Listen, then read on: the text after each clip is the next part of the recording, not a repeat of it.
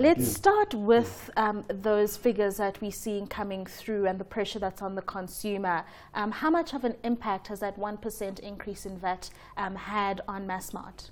We saw from the statistics released recently by Stats SA that in April retail sales declined, and that's a clear impact of the VAT increase as well. It just shows that the pressure on our consumers is just getting that severe. And in addition to that, we had the petrol price increase as well, and we also had utility bills keeping on going up. Eskom is always looking for an additional increase from NESA.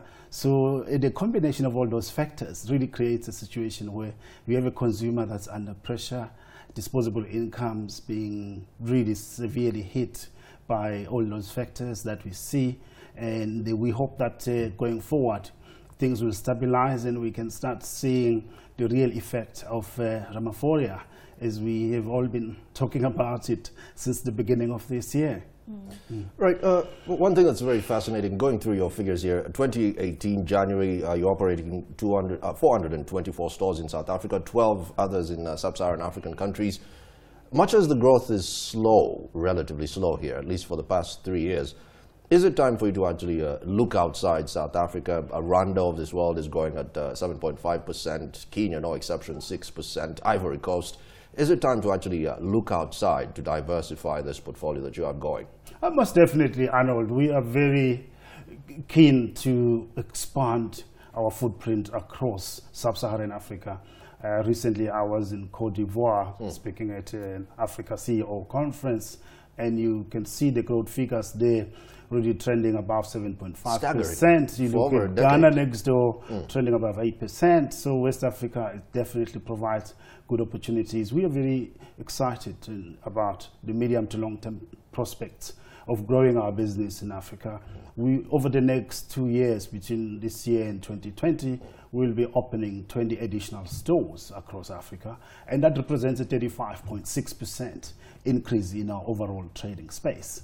So that we are seeing the fundamentals of the sub-Saharan African economy really auguring well for us to invest for the long term in that market. Right, I mean, that's a big number that you have set for the next term.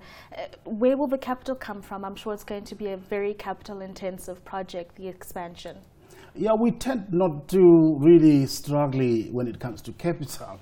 Usually you want to ask our teams what the challenges are. I love how you just put that out there. It's really real estate. Cash, yes. It's really real estate. That's a major challenge, a major factor that may slow down the speed at which we're expanding. So we are able to fund our own expansion from our own resources as a company. I have maybe had a small shop sometime, and one thing that's very striking is in this line of work, maybe not at your arena, at your depth, should I say, is procurement, is everything. There's things that are about to go bad, so the way that you manage your store is actually what stands out and differentiates you between the big boys and the small boys. If you are opening in the likes of Cote d'Ivoire, which are supplied by maybe France or Belgium, how does this hurt your procurement strategy going forward?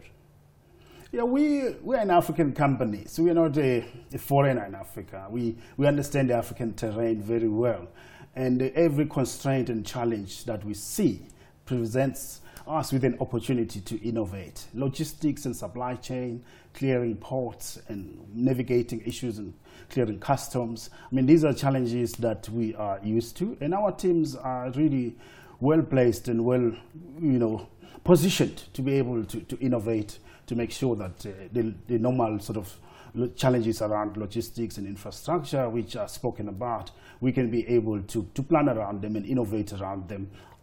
Pick any region, Latin America, Europe, North America, Asia, where you go to invest, you're bound to find unique challenges.